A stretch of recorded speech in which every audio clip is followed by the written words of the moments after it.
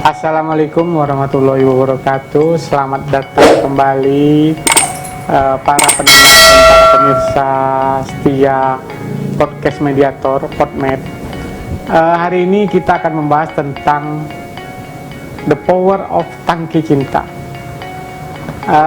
Bersama kita tentu sudah hadir spesialis pengobatan terapis Najwa Terapi yang akan memberikan kita pengetahuan tentang bagaimana melakukan pengobatan secara mandiri, melakukan pengobatan secara alternatif, tapi tentu dengan rekomendasi dari pihak medis.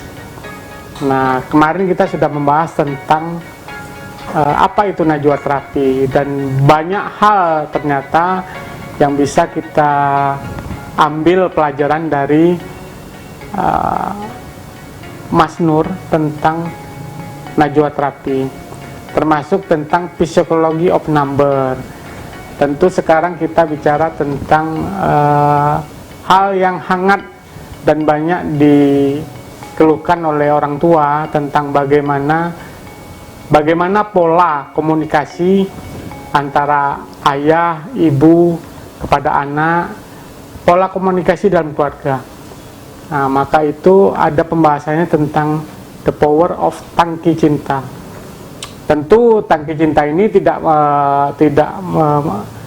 bisa mewakili seluruh aspek kehidupan kita. Tentu tangki cinta yang pertama itulah tangki cinta kepada Allah Subhanahu wa Ta'ala. Tapi kita sebagai makhluk, sebagai hamba Allah, tentu perlu mempelajari apa hal-hal yang bisa mengisi tangki cinta itu. Apa saja yang bisa membuat tangki cinta itu kosong. Apa saja yang harus dilakukan antara orang tua dan anak dalam pola komunikasinya. Akan dijelaskan lebih lanjut oleh Mas Nur. Mas Nur, kita ketemu lagi nih, Mas. Iya. Selamat datang, Mas. Apa kabar, Mas? Alhamdulillah kabar baik. Jalan nggak macet kan? Nggak. Saya sudah membuka tentang the power of tangki cinta. Bisa Mas Nur memberikan kepada kita penjelasan sejelas-jelasnya dan selengkap-lengkapnya. Kalau memang nggak tercapai, kita akan buat berseri lagi. The power of tangki cinta. Apa sih sebenarnya tangki cinta itu, Mas? Kita mengulik masalah the power of tangki cinta. The power itu adalah merupakan kekuatan. Terus tangki itu sebetulnya nggak sama ya dengan tangki-tangki yang ada di luar tempat air. Beda. Iya. Cuma ini dalam konteks di sini tangki cinta, artinya anak itu kita ibaratkan sebagai tangki, sebagai pemenuhan, sebagai wadah lah ya. Wadah, pemenuhan wadah mental sang anak.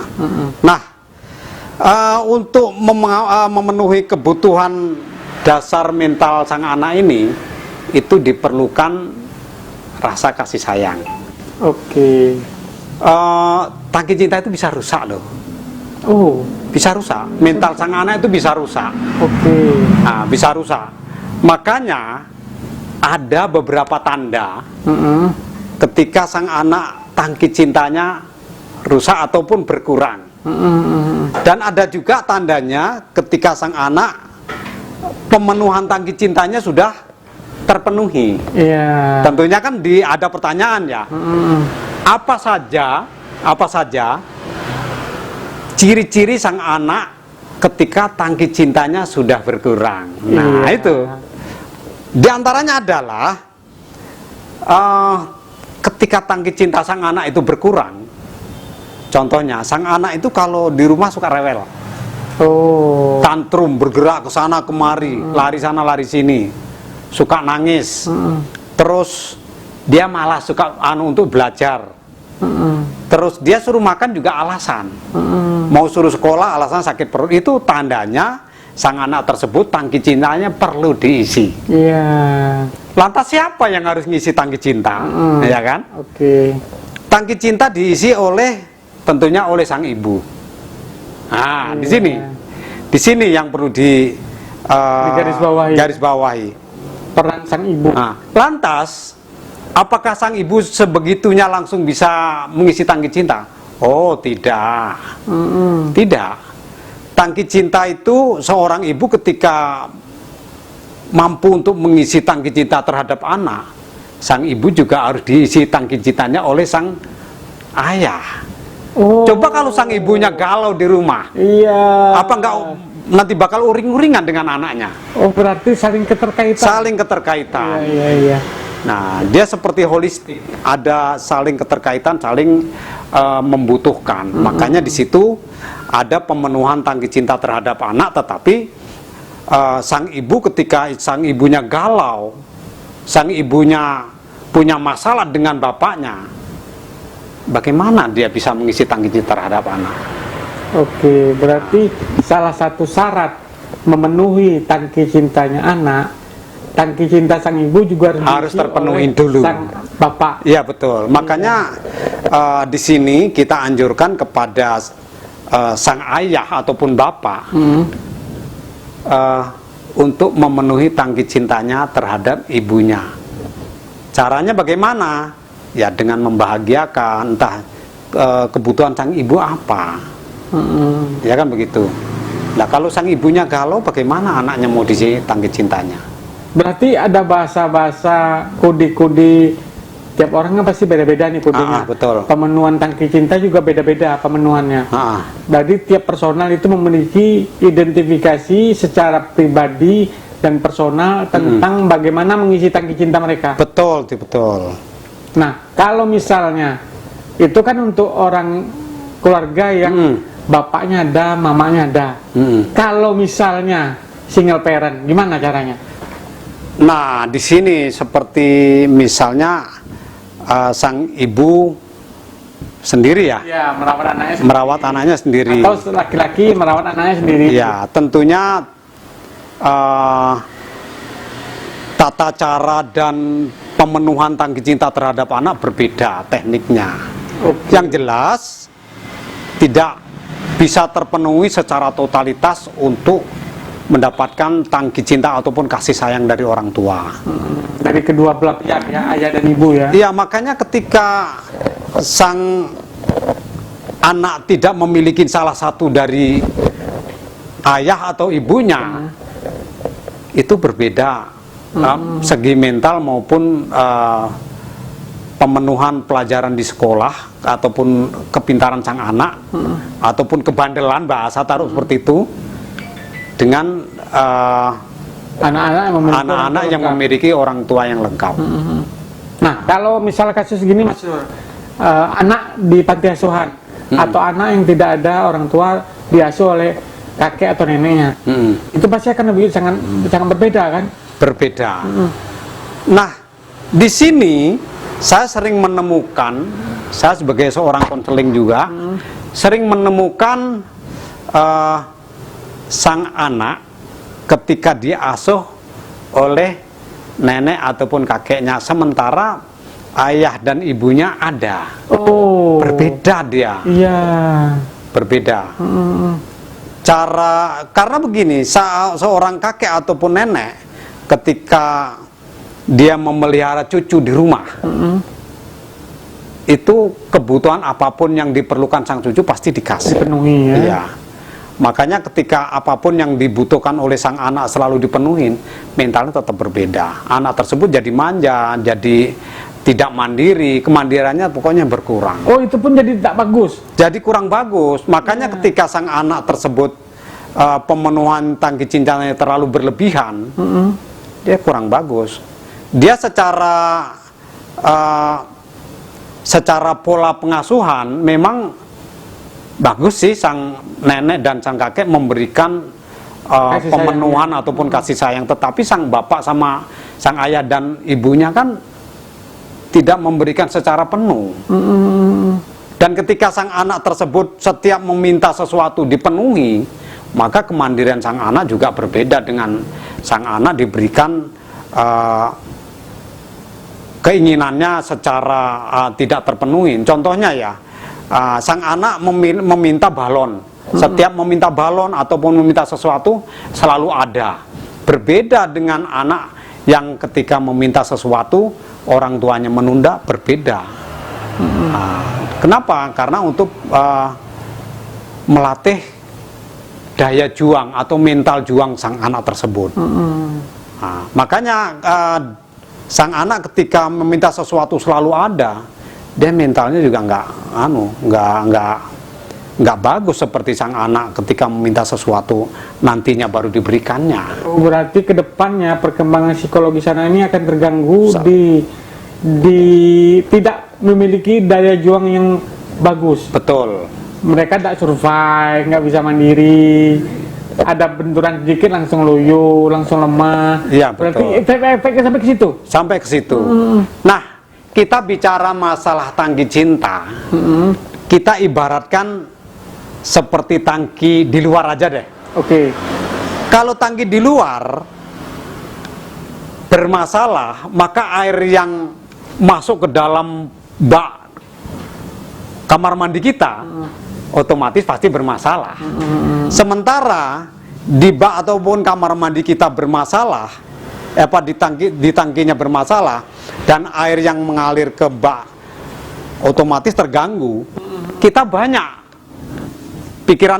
dalam pikiran kita banyak, apakah bermasalah di tongnya, apakah di peralonnya, apakah di sanyonya, apakah dari listriknya, apakah dari kabelnya, ataupun dari PDAM-nya. Itu jadi bermasalah. Artinya apa? Banyak asumsinya. Oke.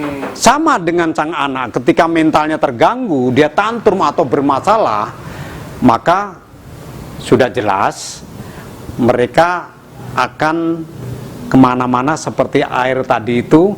Ketika airnya mengalir terus, tetapi suplai yang mengarah ke bak mandi tersebut terhambat, maka air tersebut akan keluar melebar kemana-mana. Oke, kita bicara soal problem solving. Mas Nur, kira-kira kalau masalahnya ada di tangki di luar, tentu banyak masalah atau sumbatan dari sumber-sumber yang macam-macam nih. Ya. Ada masalah PDAM-nya, ada masalah listriknya, ada masalah pipanisasinya, ada masalah baknya, ada masalah tangkinya. Kira-kira dari bagian-bagian yang menjadi masalah yang harus diselesaikan, Mas Nur melihatnya gimana? Kalau saya secara otomatis untuk melakukan suatu perbaikan dalam pola asuh, kita tahu dulu indikatornya dulu, permasalahannya dulu. Nah, permasalahannya dulu. Jadi permasalahan sang anak ini sama seperti bak yang mengalir, air yang mengalir dari tangki menuju ke bak tadi. Coba dibayangkanlah kalau air itu mengalir tidak mengalir ke bak 1 hari, rasanya bagaimana? Nggak nyaman kan? Kalau 2 hari nggak nyaman lagi, 3 hari apalagi sampai sebulan pasti lebih tidak nyaman. Sama dengan sang anak, ketika dia mogok belajar sehari nggak apa-apa, 2 hari, 3 hari sampai sebulan, penting orang tuanya. Nah, untuk mengetahui sang anak ini penyebabnya kenapa kok bisa nggak mau sekolah ataupun punya masalah, dari mana? Nah, kita mengetahuinya seperti kita melihat tangki cinta tadi. Tangki tadi itu rusaknya kenapa? Kan begitu indikatornya. Rusaknya kenapa? Bisa saja dari mungkin kurang kontrol. Waskat bahasanya, pengawasan melekat. Sama. Waskat, pengawasan melekat. Sama sang anak. Ketika dibiarkan saja, kurang pengawasan, kurang kontrol, sering dimarah-marah, sering dibentak, sering dipukul, maka secara otomatis tangki cintanya akan rusak. Oke. Kita sebagai orang tua, kita ketika kita melakukan pernikahan, taunya punya anak begitu aja, tidak pernah kita belajar tentang bagaimana mengelola ataupun mengisi tangki terhadap anak. Kita sebagai orang tua lebih boros terhadap omelan. Nah, coba digarisbawahi, lebih boros terhadap omelan daripada tapi lebih pelit terhadap pujian. Nah, saya garis bawahi lagi ya, ulang lagi ya. Oke. Kebanyakan kita sebagai orang tua lebih boros terhadap omelan, tapi pelit terhadap pujian. Berarti bisa kita katakan ibu yang banyak omel kan ibu. Betul. Ibu lebih banyak, lebih suka bicara soal kesalahan daripada pujian. Betul. Apa sih salahnya ketika sang ibu meminta tolong terhadap anak? Nak, tolong ambilkan HP di kamar. Ketika sang anak tersebut mengambil HP di kamar, tetapi lambat, ceritanya lain lagi. Ya. Ceritanya lain. Apa yang harus kita lakukan sebagai orang tua untuk mengisi tangki cinta? Nah, ketika orang tua tersebut mengomelin anak, kita ganti dengan, wow, mama bangga terhadap kamu. Kamu tuh hebat. Kamu anak yang hebat. Kamu anak mama yang cantik ini. Pasti besarnya mau jadi polisi, mau jadi dokter. Sesuai apa yang diinginkan. Kenapa? Dalam surah Az-Zariyat di Al-Quran itu sudah dijelaskan bahwa aku sesuai prasangka hambaku. Oke. Nah, ketika kita sering mengatakan sesuatu yang baik, secara otomatis akan baik pula dalam kehidupannya. Itulah cara-cara mengisi tangki cinta salah satunya. Apa sih salahnya kita memberikan pujian daripada memberikan omelan? Selama ini kita memberikan omelan lebih banyak daripada, lebih pelit terhadap pujian daripada pujian. Berarti Lebih suka ngomel maksudnya. Berarti selama ini bisa dikatakan bahwa orang tua baik laki-laki atau perempuan kurang mengapresiasi tindakan-tindakan anak yang menurut kita semestinya harus diapresiasi dengan betul. Baik. Iya. Itu salah satu faktor problem solving yang harus dipecahkan. Betul. Untuk bisa mendapatkan pemenuhan tangki cinta kepada anak. Ya, walaupun seminggu sekali, sesibuk apapun kita sebagai orang tua, sang anak ya kita ajaklah keluar rumah, entah walaupun hanya minum kopi ataupun hanya minum segelas air tebu. Nggak masalah, itu sudah mengisi tangki cinta. Healing bahasanya. Berarti healing itu nggak perlu jauh-jauh. Nggak perlu jauh-jauh, sederhana di rumah guyon-guyon juga merupakan healing. Sesekali keluar ke depan rumah, berjajan, gitu ya. Minum es tebu, makan gorengan, makan siomay. Nggak harus mewah, di taman, gitu ya. Tidak harus. Benar. Itu cara-cara mengisi tangki cinta. Dan ketika sang anak tersebut pemenuhan tangki cintanya sudah balance, sudah seimbang, maka secara otomatis anak itu dalam mengenjalan kehidupan jadi semangat, suruh belajar juga semangat. Nggak ada alasan, waduh sakit perut, tidak ada lagi, karena dia sudah bahagia dari dalam rumah, sudah happy nih, tingkat happy udah maksimal. Ya, tapi ya ada sesuatu tangki cinta yang rusak di luar dari rumah. Faktor lingkungan tentunya, seperti tong air yang di luar itu. Nah, itu bisa aja dari faktor mungkin dari kabelnya putus, ya kan, sehingga sanyunya nggak mau hidup, nggak bisa narik air yang dari PDAM tentunya, ataupun pemenuhan air di PDAM kurang sehingga pasokan air ke tangki yang kita miliki tidak penuh, bisa saja terjadi. Itu artinya faktor eksternalnya. Jadi tidak bisa kita salahkan ataupun kita menyalahkan terhadap, oh ini keturunan siapa, ini anak siapa, tidak bisa seperti itu. Makanya pergaulan juga menentukan. Nggak bisa langsung saklek memberikan tuduhan terhadap kedua orang tua. Betul. Berarti tuduhan-tuduhan itu hanya sebagai pengalihan aja. Betul. Ya? Pada esensinya sebenarnya semua juga harus bertanggung jawab. Betul. Baik dari lingkungan, jadi di selain dari rumah, dari lingkungan, dari kawan sekolah, dari luar juga bisa membentuk pola pikir sang anak tersebut. Nah, itu. Coba kalau sang anak tersebut setiap hari dipuji, tapi tentunya kan tidak berlebihan mujinya. Betul. Pasti berbeda dengan sang anak yang jarang dipuji, jarang diajak bicara, jarang diajak jalan, itu berbeda. Iya. Beda hasilnya dari cara kita melakukan komunikasi verbal terhadap anak dengan intimidasi, Betul. dengan cinta, dengan mengajak komunikasi aktif, memahami anak itu sendiri kan menjadi hal persoalan yang harus dilakukan oleh kedua orang tua berarti kan? Iya, betul. Nah, kalau misalnya problem solving terhadap permasalahan anak dengan pergaulan, kita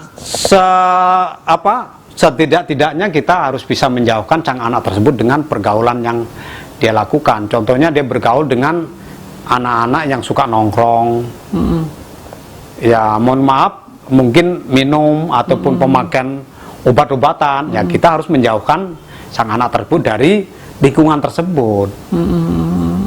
Nah, jadi tidak bisa serta-merta kita menyalahkan orang tua ataupun apa, padahal lingkungan juga sangat menentukan tumbuh kembangnya sang anak, mental sang anak tersebut.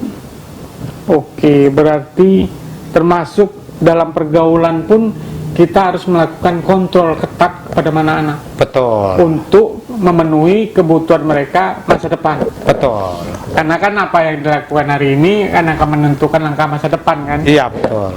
Beda loh, anak sering dibentak dan anak yang sering dipuji, sangat beda. Iya. Makanya air yang mengalir ke bak tadi itu penyebabnya bisa saja tongnya itu sering dipukul-pukul, nggak dikontrol, sehingga otomatnya menjadi rusak, nggak pernah dibersihin, nggak pernah dipuji bahasanya.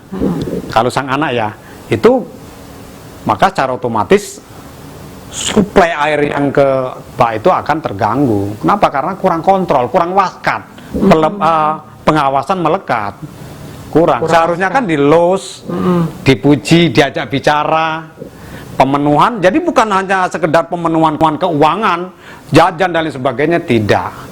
Justru yang lebih penting adalah pemenuhan mental sang anak dengan cara mengisi tangki cinta. Oke. Kita kembali tadi ya, saya garis bawahi, tangki cinta itu rusak karena sering dibentak, sering dimarah, sering diomelin, itu akan rusak. Nah, itu. Oke, berarti ada faktor-faktor internal yang juga harus diperbaiki polanya. Betul. Nah, Mas Nur, kira-kira berarti Mas Nur udah bisa nih ngisi-ngisi di acara-acara terbuka di publik itu, beri motivasi. Oh, bisa. Bisa ya? Gimana cara ngubungi Mas Nur? Ada nomor handphonenya? Ada, nanti bisa kalau di Google ketik Najwa Terapi Jambi. Oke. Itu di situ sudah ada alamat saya, juga ada nomor HP saya. Bisa WA maupun bisa telepon. Siap. Berarti Najwa Terapi sudah terdaftar di Google. Betul. Di Google Map juga ada, di Google pencarian juga ada. Betul. Udah berapa tahun berjalan di tempat yang sekarang? Saya terapi ini sekitar udah 25 tahun, tetapi sebelumnya di rumah, terus saya pindah ke Palapan sekitar 2 tahun, terus saya pindah lagi ke samping perumahan Bukit Asri Mayang sudah hampir 5 tahun. Jadi kalau pengalaman untuk mengkonseling ataupun baik konseling keluarga maupun konseling anak sudah lama. Untuk mengisi materi konseling ini dengan materi tangki cinta ini bisa berarti ya? Bisa. Sangat bisa. Sangat bisa. Mas Nur, kalau misalnya ini ada kasus nih, anak tetangga saya tiap hari marah-marah, meki-meki, tantrum lah. Tapi dia udah besar Mas Nur, udah SMA. Itu masalahnya di mana Mas Nur? Kira-kira Mas Nur melihat dari kasus yang saya berikan. Kalau menurut saya, kita tidak bisa melihat secara visual ataupun cara auditoris pendengaran tadi. Kita perlu ketemu dengan lingkungannya, orang tua ataupun keluarga besarnya lah. Penyebab sang anak tersebut dari mana? Apakah dia dari lingkungan ataukah dari temannya atau dari keluarga? Kenapa? Sang anak ketika dia melakukan satu tindakan di luar nalar ataupun suka marah-marah ataupun tantrum bahasanya ya, itu sudah jelas bahwa sang anak tersebut mengalami kekurangan tangki cinta, begitu. Artinya kita sebagai keluarga harus melakukan satu tindakan yang bertujuan untuk mengisi tangki cinta tersebut. Memang tidak serta-merta langsung bisa ya, kecuali kita melakukan satu tindakan terapi konseling ataupun hipnoterapi. Tapi dengan catatan sang anak harus mau. Kalau anak di bawah 15 tahun atau 10 tahun, yang kita terapi justru orang tuanya. Dewasa juga yang kita terapi orang tuanya, tetapi sang anak juga harus dilibatkan. Tapi kalau sang anak di bawah 15 atau 10 tahun, orang tuanya yang sangat berperan untuk mengisi tangki cinta ataupun menerapi sang anak. Kenapa? Orang tua atau bapak ataupun ibu, terutama ibunya ya, itu adalah penghipnotis nomor 1 di dunia.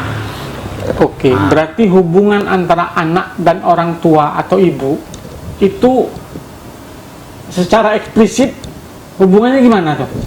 Ya, ibu sebagai yang melahirkan sang anak itu sangat kental sekali hubungannya. Kenapa?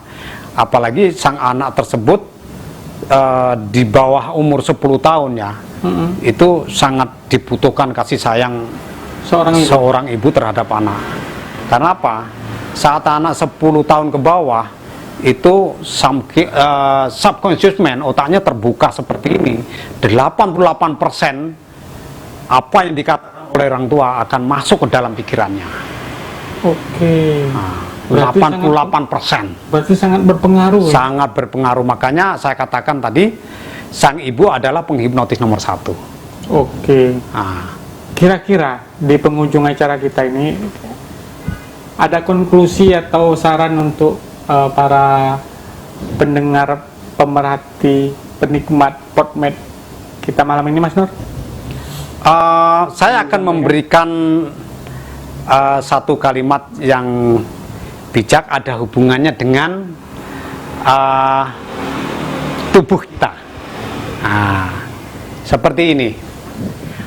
Tahukah Anda kenapa ini dinamakan ibu jari? Apakah karena bentuknya yang gemuk? Apakah karena bentuknya yang pendek? Atau mungkin karena berjauhan dengan jari-jari yang lain? Bukan itu masalahnya. Ini dinamakan ibu jari karena bisa menjangkau jari-jari yang lainnya. Makanya sang ibu dibutuhkan pikiran maupun tenaga untuk bisa menjangkau anak-anaknya. Itu satu konklusi dari Mas Nur dari Najwa Terapi untuk penutup kita malam ini. Jangan lupa kita akan hadir lagi hari Sabtu depan dengan tentu saja dengan tema yang berbeda. Tapi ini akan jadi catatan, pembicaraan kita hari ini akan jadi catatan bahwa keluarga menjadi sumber utama untuk mengisi tangki cinta bagi anak-anaknya. Betul begitu, Mas Nur? Ya, betul. Terima kasih Mas Nur atas kehadirannya. Kita berjumpa besok lagi dengan tema, mungkin kita akan ganti atau kita lanjut tema ini. Nanti bisa, karena tangki cinta ini kan luas ya. Tetapi kita masih seputaran bagaimana cara membuat sang anak tersebut merasa terpenuhi tangki cintanya. Artinya materinya, judulnya berbeda, tetapi materinya masih seputaran parenting terhadap anak, istilahnya pola asuh terhadap anak maksudnya. Berarti Sabtu depan jangan lupa saksikan terus PodMed dengan tema masih seputaran parenting mengisi tangki cinta, the power of tangki cinta. Selamat malam, assalamualaikum warahmatullahi wabarakatuh. Waalaikumsalam warahmatullahi wabarakatuh.